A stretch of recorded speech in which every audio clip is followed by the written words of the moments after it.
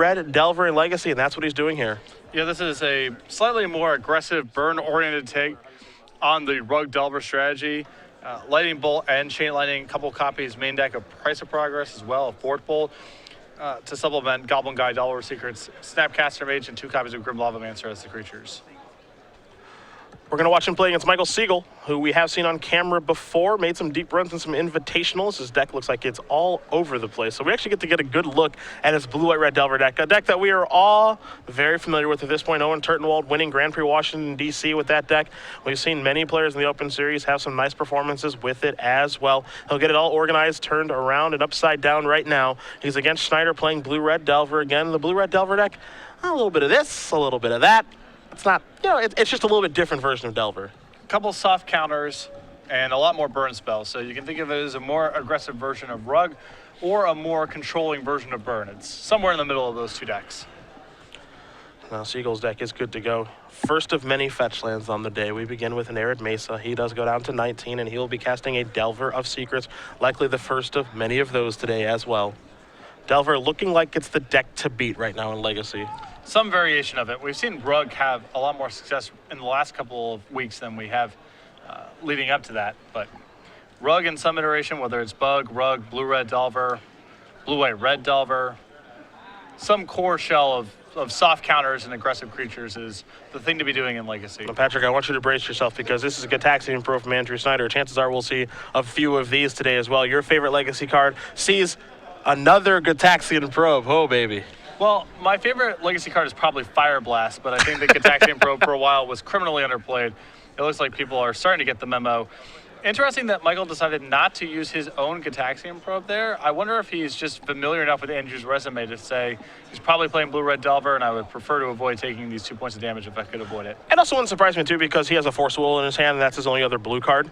So I could see him wanting to leave that there. And he's also got a Stoneforge Mystical Wasteland, some other stuff over there. You see a Fort Bolt going to take care of the Delver here, and Segal has no interest in actually saving that Delver of Secrets with the Force Will. Now, I think the reason he doesn't save it is because he is familiar with the fact that Schneider does play blue-red Delver. He's got a lot of burn spells to be able to kill a Delver of Secrets. It is unlikely that that one Fort Bolt is going to be all the removal that Andrew presents for the entire game, so he may want to just save this Force Will to protect his Stoneforge Mystic, which may be able to win the game just by itself.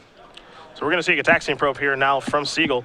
There's a Delver of Secrets, a Force of Will, a Snapcaster Mage, a Brainstorm, and 2 copies of Misty Rainforest here for Mr. Schneider. Segal will write that information down and draw a card in just a moment. We also saw Segal pick up a Ponder for his draw step for the turn, so he does have a blue card to go along with the Force of Will. Also, again, does have the Stoneforge Mystic. And he's going to play that Stoneforge Mystic. And there it is. It's going to come in. That's a Force of Will. Going to remove some sort of blue card. We're going to see. I think Michael might have forgotten to draw first. Pretty sure he drew Volcanic for that. I'm pretty sure. But you can card count. I actually think you might be right. I would ask so we're going to see a fight over here, this Force of Will here. Yeah, it looks like he forgot to draw a card. You see him draw a card there. It's because he actually forgot to draw a card from the Gataxian Probe. Okay. So he was not drawing a card mid-Forceful, I can promise you that. Because, Patrick, that would be cheating. No, that would be cheating. And that's unacceptable behavior. Force of Will going to be countered by Segal's Force of Will. So a battle over a Stoneforge Mystic here. I'm a little surprised to see this. Well, Michael did take a look at his hand this turn with the Gataxian Probe, sees that he has no way to remove this thing right now. So this might be a window for him to just win the game outright if he's able to get this Batterskull into play unchecked. It's almost impossible for Schneider to actually beat Batterskull once it's in play. Correct. Or at least very hard. Schneider, you see he's got 2 lands in Snapcaster Mage. He could get to Fork Bolt, but that's going to be too late. So he's likely going to have to brainstorm in his turn looking for Lightning Bolt or Chain Lightning to be able to answer the Stoneforge Mystic before Batterskull enters play. How many effects does he have left to take care of that? I know he cast a Fort Bolt already, but I think it's 4 bolts and 4 chains probably. Yeah, that's it. So a little 8-hour. That's easy. Brainstorm gets you a lot of looks at it. Yeah, that's easy. 8 outs is simple. But Snapcaster Mage is not going to do it right now, so Snyder's going to have them out, and he's going to take a draw. It's a Scalding Tarn, going to play a Misty, sacrifice that. We'll see if it's going to be Basic Island or if it's going to be Volcanic Island. He does know that Segal does have a Wasteland in his hand, so he's going to go with the Altered Basic Island. Another element of this Blue-Red Delver deck, of course, is that it plays Price of Progress itself, so whenever Andrew has the opportunity to get basic lands, he's going to prioritize that. And so he will shuffle up here. You see a smile on his face. He knows he needs to find a lightning bolt or a chain lightning right now to get that Stone Forge Mystic out of the way. This isn't the first time we've seen him rub his hands together. He's 0 for 2 on hand rubs this weekend. It's not been good so far. I would maybe consider stopping the hand rub. How's he do this time? A Ponder, a Misty? That's 0 for 3 on hand rubs. Wah, wah. Yeah, and that's going to be just enough for him. He's going to pack it up and pack it in. Unable to find a lightning bolt or a chain lightning, knows he can't beat the batter skull, and we are underway with some very fast legacy action here. Andrew with a fast concession, but that is, I believe, just correct, as his deck cannot beat Batter Skull once it's in play. As someone who knows Blue-Red Delver as well as he does, I also think that he knows that, yeah, if a Batter Skull gets into play in game 1, also he's kind of brainstorm locked there since he already fetched right away, so he knows the card that he's going to draw. Sure, he has a Ponder, but he's in a world of trouble at that point. He's doomed, and he knows it, so Andrew's just going to move on to game 2. He'll pick it up and pick it in. We'll take a look at his sideboard to begin things. What do you see? 3 copies of Surgical Extraction, 3 Lava Spike, 2 Pyro Blast, 2 Sulfuric Vortex, 2 Smelt, 2 Flusterstorm, 1 Price of Progress. The Lava Spikes look a little weird. Generally what's going on when these are in the sideboard is in fair matchups where you're not really that interested in Force of Will, you cut the Force of Wills to become more of a burn deck. In this matchup, I expect him to bring in the Smelts. I don't know if he's going to want Force of Will or not. It is not the best here, although Stoneforge Mystic represents such a threat that Andrew may want to have additional tools to fight over it. I think he'll want the extra Price of Progress as well, as Blue-White-Red Delver is all non-basic lands. Other side of things, we take a look at 2 Rest in Peace, 4 Meddling Mage, 2 Grim Lavamancer, a Wear and Tear, a Sword of Feast and Famine, Graftrigger's Cage, 2 copies of Red Elemental Blast, a Flusterstorm, and a copy of True Name Nemesis to go along with the 2 in the main deck. I like True Name a lot here if he's able to get it down, as it's a card that Schneider cannot get off of the board. You may like Flusterstorm as just an additional counterspell. Grim Lavamancer seem quite good here as well, and I think you can make an argument for Red Elemental Blast. Seems like it's pretty good, though. For sure. It's interesting. Andrew definitely has a lot of targets potentially for Flusterstorm. He's very spell-oriented. But the fight might be over creatures, just stemming Andrew's early tide of beaters. So I'm not sure if Michael's going to want to go too overboard with any sort of Spell Pierce, Flusterstorm style setup. May just want to emphasize his removal spells and creatures of his own.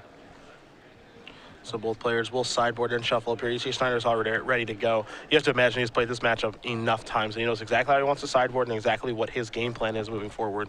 Yes, it's a little bit of a tough matchup of mine for Blue-Red Delver just because Stoneforge Mystic is such a threat, and Source of Plowshare is so good against Andrew as well. Yeah, it does seem like it's pretty difficult. I mean, if he can get some Price of Progress draws together, things are definitely going to be in his favor, but that's not always the easiest thing in the world to do. So we'll see what ends up happening here between these 2 players. Always fun to see some Delver decks begin the day, but hopefully we'll also see some brews along the way.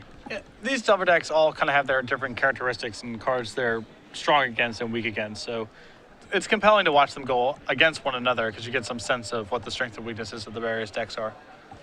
Don't forget as well, last week when we were in Cincinnati, Delver making the finals, Rug Delver, but losing to Pierre Nystrom, playing Death and Taxes, who was actually off to a really nice start at Grand Prix Minneapolis this weekend as well. I know that he's kind of traveling around the States before heading back to Europe, and he's kind of making his name out here. Is he in the area for the Pro Tour, or is he just... I'm not sure if he's qualified for the Pro Tour or not, actually. I just know that, obviously he was in Cincinnati last weekend, which was a surprise to you and me after talking to him after the tournament. He just said, I'm kind of making my way through the States here for a couple of weeks. Won that tournament. I know he was doing well in Minneapolis. Not sure about how he's doing now. And then, truth be told, it wouldn't surprise me if he was here for the Pro Tour. Mm-hmm.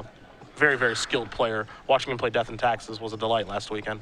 It would be somewhat curious if he was traveling stateside just for some opens and some I like it. I like it. I like it too. I'm just saying that the most likely story is that there's some big event he's here for. I came to get my game on. I mean, he's already won a Legacy Open. Yeah. I mean, the trip may even already be profitable. Who knows? Yeah, we'll see. We will definitely see. It is unlikely because traveling around like that's very expensive. But he did have a good weekend last weekend, and maybe he's got a lot of frequent flyer miles. Have you considered that? Possibly, yeah. I'm just saying it's possible. Craig Bargo was the Rug Delver player. Right. Some people are asking at home who lost in the finals. And actually, he's here doing battle again. So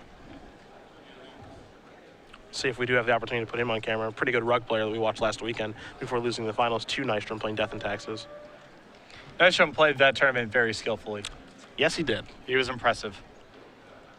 Hope he's doing well in Minneapolis. Yeah, we're going to see. I mean, you and I saw right away. We had him on camera earlier in the day where we didn't really know who this guy was. He was playing against Greg Smith, and we said, this guy's really good. once that match was Didn't over. take long. Yeah, we figure it out. figured it out right away. Something about Europeans and death and taxes, man. It's their We love bread that deck. and butter. Although Pear claimed that he was surprised by that stereotype. I don't know. I mean, Thomason of Olsen, Sure. you know, But he's one European among, Michael Bull. millions and millions. Michael Bundy. There are That's 2. several million Europeans. Christopher Larson, that's 3. All death and taxes, that's all I'm saying. I think you're thinking of Joel Larson. No, I'm thinking of Christopher Larson. Oh, okay. There is a Christopher Larson, that's what I'm thinking of. Very tall man, top 8 at Grand Prix Miami. Get off me. Oh, right. Get Yes. off me. Don't ever test me again. Gataxian Probe, gonna reveal a Snapcaster Major Brainstorm in a couple of lands. How dare you think I would be wrong I'm sorry. about something like that? I take it all back. Thank you. I've moved on. Pretty weak hand here for Andrew. Not the best. Really needs this brainstorm to find him action and a fetch land, which is asking a lot. For Brainstorm? Nah. Brainstorm can take care of that. Segal, is going to sacrifice Nerd Mesa. He knows it's safe to go get a red source of mana and take care of this Delver Secrets. And that looks like that's exactly what he's going to do. A Volcanic Island will allow him to do that. Now he's even in more trouble, I think. This is where things get really hairy. Because there's just a very large reliance on the Brainstorm. There's not even a fetch land in the grip to shuffle away with the Brainstorm. It's possible Michael here may have waited for Andrew to brainstorm first on his upkeep, because now you're allowing Andrew to brainstorm in his main phase, looking at one more card before potentially shuffling. This is minor stuff, but if you know for sure you're going to bolt and Andrew doesn't have a way to interact with it, and he's nearly certain to brainstorm in the upkeep, Michael might have been better served just waiting a little bit. Time to go brainstorming here. No fetch land, but a Price of Progress along with a Sulfuric Vortex are cards that are found here for Schneider. It's time to put a couple back. That's what he's going to do. It looks like 2 lands are going to go back, but no fetch land among those cards. So he is basically Brainstorm locked at this point. He knows what he's working with, and soon he'll know what his opponent's working with, as he does have a Gataxian Probe. But right now, it's Goblin Guide, and it's an attack. If Goblin Guide does resolve, because it looks like Segal is considering maybe a Force of Will here, and he says, all right, that's fine. Take a look. It's a Lightning Bolt. Yeah, Seagull's a little light on action here, just lands a Force of Will and a blue spell. But I think, given how light he is on action and the fact that he has Brainstorm against an opposing Goblin Guide, you'd rather just let this hit come through.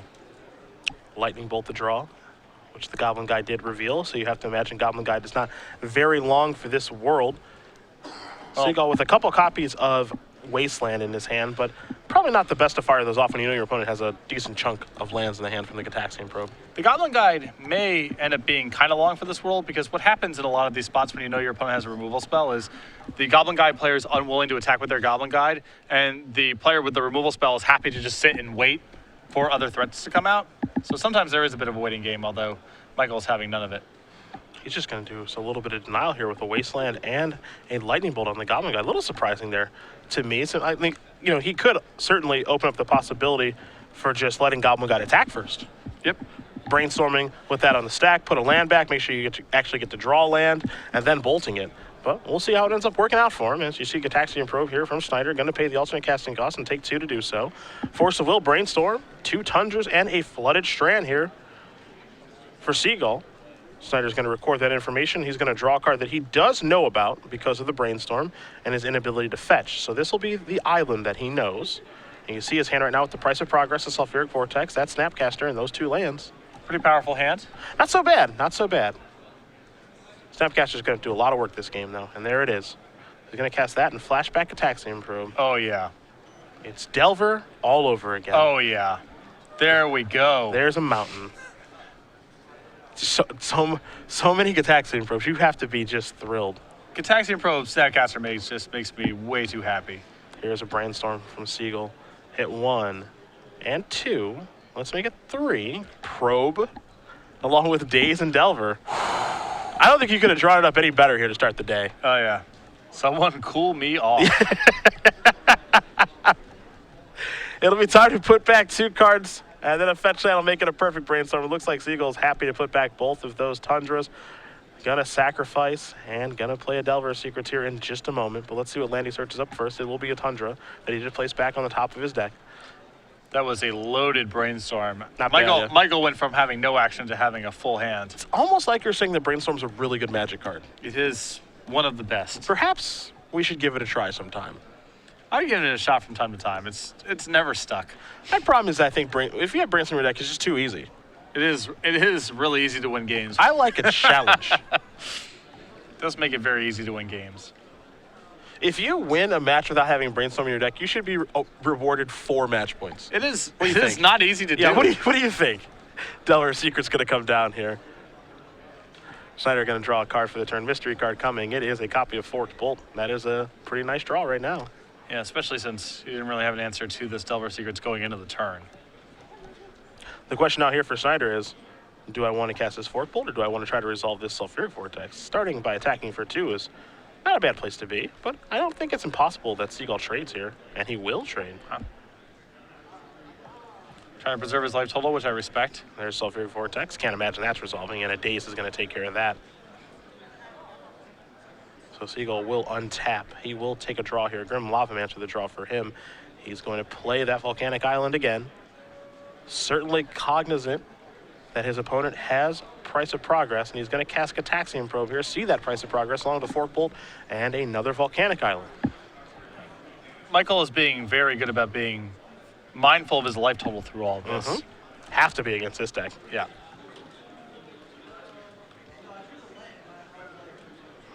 See Segal here. Again with a Ponder along with the Grim Lavamancer. He's got that Force and Daze as protection. Looks like he's just going to go with the 1/1. A card I know you've activated a few times in your day. It's true. Here is a Ponder from Schneider off the top. He did not have that when the turn started. 3 cards to take a look at here for the Blue-Red Delver player. Another copy of Price of Progress, a Snapcaster Mage, and a Scalding Tarn. Wonder if he has interest in any of these cards. With the Snapcaster Mage, I think he's got to be really interested now. He's got this Forked Bolt in his hand, which would be nice to flash back down the line. This Brainstorm potentially. I can't imagine him getting away from a Snapcaster Mage here. And I'm going to take a look at the graveyard there just to know exactly what he's working with for Snapcaster Mage. Looks like he's going to keep him. Does pick up a copy of Snappy. Going to play Volcanic. This looks like a nice target for Forked Bolt, so he's going to head that way. 1 and 1. Wow, a Forcible protecting the Lavamancer. How do you feel about that? I like that this play before the turn started. I do not like it now.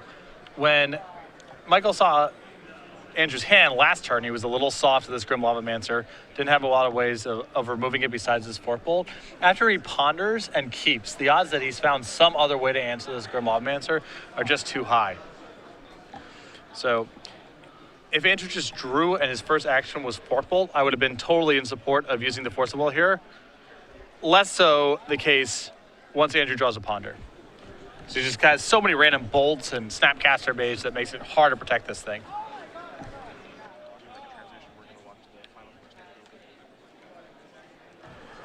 Ponder here from Segal off the top. You saw him play the Wasteland first. He is going to, resolve the Ponder. He keeps it, picks up a Spell Pierce, and just passes the turn back with the ability to activate the Lavamancer or cast a Spell Pierce.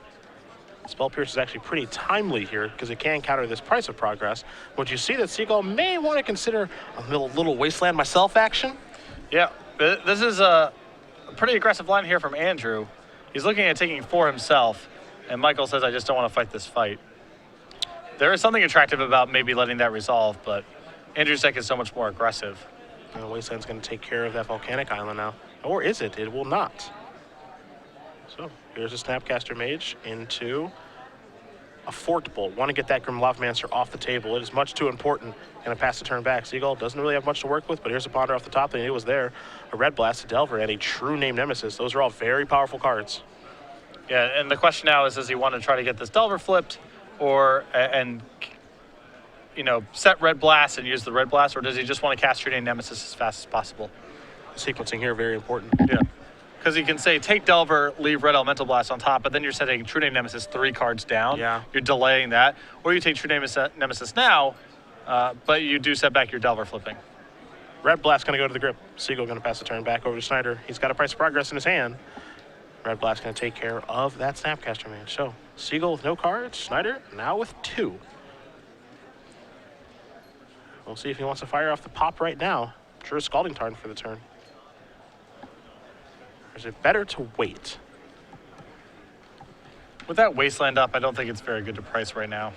Well, the thing that's interesting here is that if you price right now, either you deal your opponent 6, or they wasteland themselves, either wasteland targeting the wasteland or wasteland targeting land. You're actually cutting off some of their lands. So I actually think it's a really interesting decision. It is interesting. The thing is that it's not like Andrew's going to lose this opportunity to do it somewhere else down the line, because Michael's deck is all non-basic lands. And you're potentially leaving points on the table here because he might tap out and then you get to resolve it for sure. Or he might play a 4th land and then your price of progress has more value. Chain Lightning going upstairs. Segal down to 3. Played his True Nemesis off the top. He's going to attack with that bad boy. Schneider's going to go down to 9. We know he's got a Delver coming. He's going to put that into play and hope for the best. Not much he can do. He's going to go wastelanding potentially, and he's going to go after this land. It's a gutsy play, as now price of progress definitely kills him. Lava Spike will do it as well. So Boom. We're going to go to game number 3. Schneider pointing to his head saying, I knew it was there. Headed to a 3rd game here between Blue-Red Delver and Blue-Red Delver. And you mentioned that Lava Spikes may come in here from Schneider, so not too surprising. If he's brought in the Lava Spikes, it means for sure he's cut the Force of Wills, or at least most of them. That's the swap that this deck generally makes. Yeah, it's a burn you out plan. That's what we're on here. Sideboarding Lava Spikes is one of the wrinkles of Legacy that I enjoy quite a bit. It's got some charm to it. It does. Yeah. It's really just kind of an in-your-face kind of statement. Yeah. You know what? These are so bad I can't start them, but they're just good enough that I can board them in. And Force of Will is bad in most of the matches where I would want to be doing this sort of thing. Yeah. Eric Rill just did walk the slip up, so he moves on. It looks like to 2-0 here. Probably playing some sort of Delver variant. We saw him win in Milwaukee a couple weeks back with his pretty innovative 4-color Delver deck. It's pretty sweet to watch. It was out there. Basically blue-red Delver with Young Pyromancer splashing Deathrite Shaman. Yeah. I liked it, though. I liked it. See if he can run it back this weekend. Again, him, Lisette, and Van Meter chasing those points. We know Lisette's on Miracles, and Van Meter actually on Blue-White-Red Delver this weekend. Okay. We said he likes to mix it up. Not sure how much experience he has playing that strategy, but should be fun to watch. I've kind of soured on Blue-White-Red Delver. Any particular reason?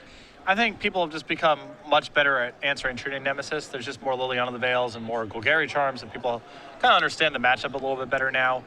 And in the absence of True Name Nemesis being that powerful, I don't think the deck is particularly good. I think it's the best True Name Nemesis skeleton because it's aggressive, plays with a bunch of equipment and all that kind of stuff, but people are just getting better at answering that card. Yeah, True Nemesis is kind of interesting. There are the times where it's absolutely busted, and there are times where it's rather mediocre to bad, but it does require you to build your deck with it in mind. That's for sure. A lot of parallels to Wasteland. Sure. Sometimes Wasteland's game over. Sometimes it kind of doesn't matter, but you definitely need to be constructing your deck with that card in mind. Yeah. And sometimes the answer is, my deck is bad to Wasteland. The same way that the answer to True Name Nemesis is sometimes, my deck is bad against True Name Nemesis. What if Wasteland was in Standard right now? It would be really bad for Magic. Okay. Because it's generally speaking more fun when people cast their spells, as a rule. Think that would make Mono Black Devotion even better? Maybe? Yeah, yes, probably. Oh, okay. But it's an answer to Mutavault. That is true. But Shock is an answer to Mutavault. We don't need all the splash damage of Wasteland, you know? Yeah, that's true. I suppose that's true. A 3/3 is an answer to Mutavault. Like, it doesn't... Yes. It doesn't have to be something that extreme to be an answer. I guess I'm a bit of an extremist. Yeah. Why not Strip Mine? Sometimes I lose to their swamps, you know what I mean? Just keep on listening to frickin' Night Veil Spectre. If I could Strip Mine them, they wouldn't even be able to cast it, you know? That's right. That's the kind of attitude. That's the kind of attitude you should have. I like that. Both players going to take a look at their openers here. Segal going to begin things here with a Volcanic Island into a Brainstorm right now. Not messing around. And he has the kind of opening that's really hard for Blue-Red Delver to beat, which is turn to Stoneforge Mystic with Daze backup. Sometimes that draw is really hard to beat. If it's Force of Will, it's almost a lock. And we saw that earlier in the match in Game 1. Well, you mentioned that he has turn 2 Stoneforge Mystic. I think the problem here is that I don't think he has a white source of mana. I see another Volcanic over there. The thing I don't see is a Tundra. Someone maybe should have perhaps put one of the lands on top of the old deck. Goblin Guide here to stay. Well, Michael can still choose to daze it. Yeah, he could. He might, but I think Schneider would be happy if this got dazed. I don't think he would. Happy is the wrong word. I don't think he'd be upset. generally speaking, you want to be brainstorming and leaving the lands on top against the Goblin Guide deck. Then I don't even think Michael would be debating this. I think he would just let this Goblin Guide resolve. Easy, easy. There's a daze. Almost showed the lightning bolt. Draw cards to Stoneforge Mystic. Gonna play the Volcanic Island again. We know there's another Stoneforge Mystic, excuse me, on top of Segal's deck. There's an island. This is a Ponder, Mr. Schneider. And that looks like it's gonna be a Spell Pierce. Well, you've kind of given it away now. I respect a Spell Pierce here. He's gonna let that resolve now. So 3 cards coming, a Volcanic Island, a Smelt, and a Lava Spike. That is a working man's Ponder right there. Boy, is that just a delight. That is a blue-collar Ponder. Here is some garbage. Yeah. I have a land, I've got a Shatter, got a Bolt for your head. Yep. And he will take the Lava Spike. We're going upstairs with Lava Spike. Oh, too tough to Spell Pierce that, I guess. Yeah. Here's a Wasteland past the turn back. Over to Schneider, who will take a draw. It's another copy of Volcanic Island. Excuse me, the first one for him in this game. And Michael's done so much to represent the presence of Spell Pierce in his hand that I'm curious if Andrew's just going to try to Snapcaster a spell back this turn rather than, say, cast Sulfuric Vortex, respecting the possibility that this Vortex could just get hit with a Spell Pierce. Looks like he's trying to play around Spell Pierce a little bit here. Going to play a Ponder like this. That's going to be good to go. So we'll take a look at Smelt again, along with a Scalding Tarn and a Goblin Guide. Looks like Goblin Guide's going to head to the top of the deck. Going to consult the hand beforehand.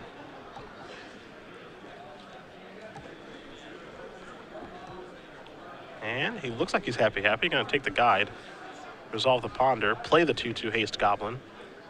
How much damage do you think you've dealt with this card over the course of your career? Uncountable sums. Yeah, thousands. Yeah. Going to reveal a Brainstorm. Yeah, thousands is a safe bet. Nice. Nice. Outside of the fetch lands, is that the best card from Zendikar? It's the most powerful card from Zendikar. I would have to think about it a little bit. It's got to be near the top of the list. Let's see what Segal wants to do this turn. Looks like he's going to start by playing Volcanic. We did just watch him draw a Brainstorm, however, so decisions, that's for sure. The fetch lands are a clear number 1. Yeah, I mean, it's not even debatable. Yeah. Even if you hate fetch lands, they're a clear number 1. Ponder, Ponder, and Spell Pierce are the cards drawn here. So Michael playing the land here before the Brainstorm is a little curious because that means that he no longer has the ability to draw a white source of mana and then cast Stoneforge Mystic or Swords to Plowshares or whatever the case may be. He's starting to be put a little under the gun here by Schneider. Those Goblin Guide points do add up. Michael's got to try to play around a bunch of different stuff here. That's the problem. Mm-hmm. It is not easy. He's got to be worried about Price of Progress going upstairs, among many other things. He's trying to leave up Spell Pierce. He doesn't want to put his shields down, but all of his blue mana is really valuable. He can't afford to spend turns not spending mana. And also, he's in the situation now where, you saw that a little bit earlier where he was going to Spell Pierce that Ponder, then he didn't. Well, he might not ever get to, he might not ever get to use that Spell Pierce now. Mm-hmm. Because Schneider knows about it, presumably, because it was given away pretty well. But also, Schneider can just play around it accordingly or just run a spell into it if he wants to. So there's a Lightning Bolt. That's going to take down the Goblin Guide. Here's a Wasteland to go after the Volcanic Island. See if Schneider wants to do anything here. Doesn't look like he does. He may want to cast an end phase Brainstorm with the thought that I'm going to use all of my mana on my next turn. Well, he knows that there's a Tarn on top. He put a spell there. Tarn is one of the options. Oh, okay, he reset it. Okay. There's the Tarn, along with the Chain Lightning and a Misty. See what cards he wants to put back here. Kind of a shame that he said it that way because this would be a great window to stick Sulfuric Vortex. Yeah. That's probably the reason I thought we might see him cast a Brainstorm in the end of turn. Yes. To ensure that he would draw his third land and try to stick the Vortex. And he opts to cast it on the main phase. Going to play a Scalding Tarn. And just simply pass the turn back over to Segal, who is going to draw a Ponder off the top of his deck and cast it. So 1, 2, 3. He found a fetch land to find a white source of mana. I think that's the most important thing here. It is really good for Segal, but if this opens up a window for Schneider to get Sulfuric Vortex into play, and Michael does not have an answer in his deck, it may not matter. Here's an Arid Mesa. Will Segal put the shields down for Stoneforge Mystic? The answer is no. Schneider gonna untap. Gonna take a draw. He knows what's coming. It's a Chain Lightning. Jockeying for position. Gonna pass the turn back to Segal, who's going to sacrifice the Arid Mesa on his upkeep. Time to go search out a Tundra. He needs some white source of mana for that Stoneforge Mystic. And so after he shuffles up and presents, we'll see what he draws for his turn. He's just got a lot of protection against Stoneforge Mystic. He has a Spelt in hand, multiple copies of Chain Lightning. He's not really that exposed to this card right now.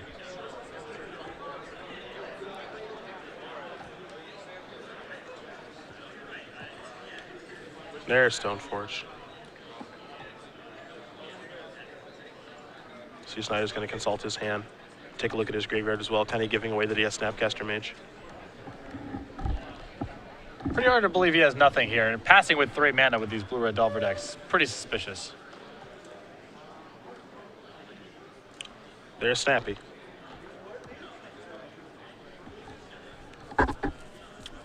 The question is, what is this going to target in the graveyard? I'd imagine most likely Brainstorm. Most of his graveyard is sorceries besides, so.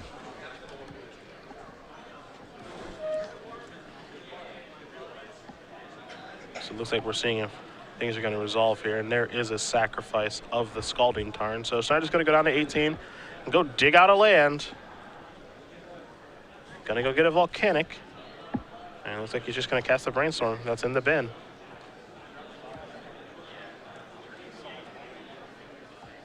And there that is. We'll see if this does resolve. As we know that Segal does have a Spell Pierce. The question is, can he afford to Spell Pierce these effects, or is he supposed to save his Spell Pierces for the burn spells? It's tough. I mean, this Brainstorm is so innocuous right now. And you know you're worried about so many different spells that have Andrew's deck, most notably Sulfuric Vortex, if that's something that's on Michael's radar. Segal not too sure what he's supposed to do in this situation.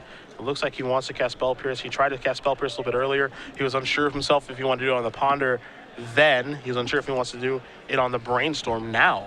But you got to cast the Spell Pierce sometime, it feels like. You can't take it with you. You cannot. No matter how hard you try, you cannot take it with you. You cannot take it with you. You see Schneider lays out his 4 cards, saying, hey, this is all I got. Nothing too special over here, just a couple Chain Lightnings. He's going to add 3 to it. And then, of course, put 2 back, a 3rd Chain Lightning, a Goblin Guide, and a Misty Rainforest. Pretty loaded. Eat your heart out, Chain Lightning man. A couple of cards going to go back, and now Stoneforge Mystic's going to go with Searchin'. The question is, what for? Likely Batterskull, but it could be GT as well, as you see Segal bring that forward. It's a castable threat. Yes. I still think the upside of Batterskull is too high. It's almost like, if I'm Segal, I can't imagine my Batterskull actually getting into play. Well, Segal has drawn the 4th land. So, I mean, he's just a mana away from being able to hardcast it. All right. If your Jite is bad, it's because Andrew has too many bolts. If Andrew has too many bolts, it's not like, you're not going to be cheating your Jite into play to any effect, you know? I guess, like, my thought is, like, you can hardcast GT and then you can find a True Name Nemesis and go that direction, where that play is not something that can happen with Batterskull. Sure. Now, he doesn't have a True Nemesis yet, but it's like it's a card that he can run into that combination with the GT is very difficult for Schneider's deck to beat. However, we do know that Schneider, I believe, has a Smelt in his hand, or at least he's had access to one for some time. You actually do see his hand. He does have the Smelt. Now, all of this is, kind of moot because he also has a Sulfuric Vortex in his hand, even though it's not in play yet, so.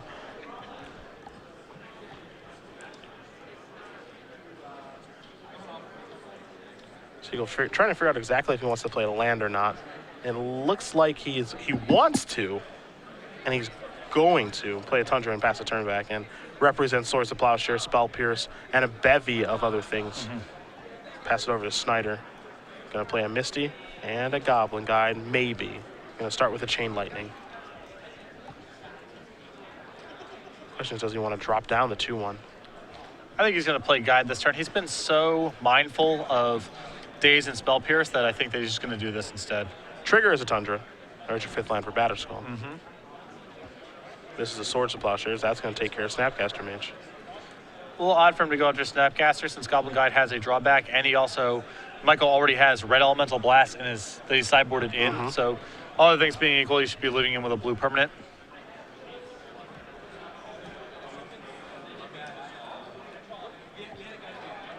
Schneider just going to pass the turn back. Segal 12. Schneider at 20. Gain a little life from that swords. Just trying to finish him off is Schneider. Lightning bolt to draw here for Segal. Interesting to see if Michael's willing to commit the 5th land here in the Batter Skull. He does basically just die to Price of Progress in that world and a number of other things as well. So the fact that Andrew's been passing with so many cards in his hand thus far, I think, you know, Michael's going to play a little bit cautious here because Andrew's been representing something big. Segal looks like it's going to be a Ponder to start the turn. So a Delver and an Arid Mesa and a Stoneforge Mystic are the cards he's looking at.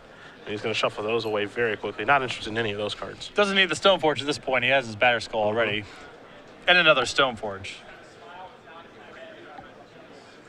So away they go, and a mystery card coming here for him in just a moment. See if he can find something like a True Name Nemesis. He drew Daze. We don't know if Schneider saw that Daze, but he certainly drew one. We can promise you that. And there's Stoneforge. And that's going to resolve. So now maybe it's time to go GT hunting. And there that is. Nothing else to get, so. Yep. One of the best equipment of all time added to Segal's hand. Probably the best equipment. Maybe. Maybe. Kind of hard to say. Sort of Feast and Famine, sort of Fire and Ice. Those are pretty good cards. There's some other good ones. GT's probably the best one, though. Batter Skull, too. Batter Skull isn't even really a piece of equipment. It's kind of a thing. Isn't it? It's kind of a thing unto itself. See if Schneider wants to start going ahead with these burn spells, or if he's going to try to keep containing Stoneforge Mystic. It's tough just because if you go after Michael exclusively and it turns out that Michael has one counter spell, you're probably short. Does not try to deploy his Sulfuric Vortex. Segal still had that 1 mana available to Spell Pierce it, so he's still playing around Spell Pierce the best he can. And presumably he saw the Daze that Segal dropped onto the table. Segal looks like he wants to cast Delver of Secrets. The upside on Batter Skull is so high, though.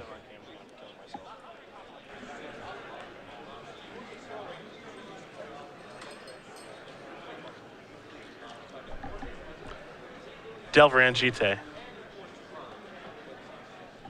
come into play. Segal going to pass the turn back. Day, Spell Pierce, Batter Skull to grip. Schneider has a good idea about all of those cards. Here's a Smelt. Maybe. Not sure if he wants to cast that just yet. It looks like he's going to wait. I honestly think that Schneider saw the Spell Pierce and the Daze. Yeah. So I think he knows all 3 cards in Segal's hand right now. Grim Lava Man to the draw. That's a pretty important one, It's actually. a great draw right here. He has the ability to kill this Delver of Secrets and deploy Grim Lavamancer. Kind of like that. It's a good turn. And with Smelt and Sulfuric Vortex, he definitely has this Batter Skull covered as well. See the order in which he places threats. There's the Chain. That takes care of the Delver. That's the Mancer. Passes the turn back over to Segal, who will draw a card. It's a Wasteland. Will he drop down the Batter Skull? He does. How does he want to tap the mana for that is the question. I think he may have caught that. He caught himself. All right. There that is. Batter Skull going to come into play. Living Weapon trigger does resolve. Schneider going to untap and take a draw. Schneider knows, yeah, I can cast Smelt here safely around Spell Pierce and Daze. Get that Batter Skull out of here. So there that goes. And that's really important, too, because the rest of the creatures, for the most part, Grim Lavamancer can take care of. True Nemesis, however, is the end boss here. Grim Lavamancer, the draw there for Segal. He can't even play it. Yep. Andrew's shifted the momentum of this game quite a bit right now. And now Michael needs to find a removal spell before he can do much of anything. I suppose True Nemesis would also be a good draw here. Lavamancer going to start to go to work on Segal's Light Total. He's down to 10. And Schneider does draw a card. Snapcaster Range, pretty big one. That gives him a lot of insurance. It gives him access to a Smelt if he cares about equipment, or another burn spell, or another cantrip. Segal going to play a Ponder off the top of the deck. Hit 1, Red Blast, Force of Will, and a Wasteland. Not interested. I think somebody is digging for a True Name. or a bolt, or a plow. Yeah. Something that allows him to get his own Grim Lavamancer and play it, at which point things become much more manageable.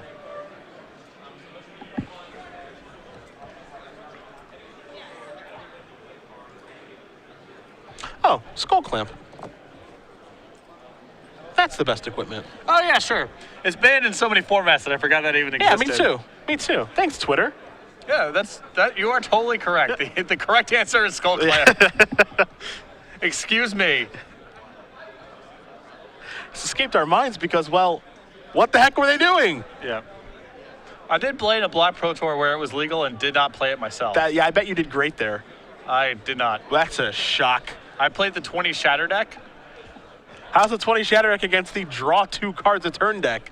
I went 1-3 against Yeah, Affinity. there you go. Wastelands are going to take down those volcanic islands. Good play from Michael there, just trying to pin down the mana here because he still has Pierce and Days in hand. So Andrew making land drops is still significant. I bet you would be good at playing Affinity too. What's up? I bet you would be good at playing Affinity. I'm not really that good at sort of like the super tactical shifting around counters game. That's not my strongest suit. All right. Not everyone can be Alex Machelton. It's true. Going to sacrifice a couple fetch lands here. Will Schneider going to go down to 18. I still would have been better served rolling the dice in the Affinity Mirror than playing with Troll Acetic and Glissa at the Pro Tour. Yeah. But it is not my strongest suit. Lessons learned. Some you only need to learn once, man. You have the old Molder Slug as well? Oh, yeah. Yeah, top of the old curve. Yeah. Marcus Molder Slug has tricked many a person. This is a Daze. This is an interesting play here. It's going to be Daze so that he cannot activate the Grim Lavamancer. However, Grim Lavamancer can still turn sideways, and that's exactly what it's going to do. Segal going to go down to 7. Saves him a point of damage. The upside of this play is that if Segal draws another Oh boy. Ow! If he draws another targetable creature this turn, I was going to say, then he can play both and maybe actually get Jitte active. This makes it much easier. I think Schneider's last card is a Snapcaster Mage. So Yeah. I think he's still okay. Hasn't played land yet. Here comes the Grim Lavamancer too. Oh wow, this is actually gonna be a pretty nice turn here for Schneider. He'll be able to untap and take a draw. Is that a Price of Progress? Yeah. Okay, never mind. That's much easier. Yeah, Okay. That'll clear it up. That'll really clear it up. You know, I was going to talk about how you can activate Lavamancer to kill Lavamancer, play Snapcaster Mage, flashback to Smelled on the Jitte. That turns sweet. It's kind of a racing situation. Or he can just draw Price of Progress and end the game, which is what he did. And that's why Andrew Schneider is now 2-0. Blue-Red Delver moving on over Michael Segal and Blue-White-Red Delver. I thought he had a price in the graveyard. I do not believe that is the case. Okay. Yeah. All right. I think the plan that turn was to smelt your Jitte with the Snapcaster Mage, Lavamancer your Lavamancer, and then, you know, it's kind of like a racing situation or a staring contest with the true name. But I think that Schneider's a little bit ahead there. Yeah, Michael's out of equipment because they've both been destroyed. Yeah. Any plow or bolt he has to kill Andrews, Lavamancer sets Michael really far ahead, but he doesn't have that much time to find it. No. Either way,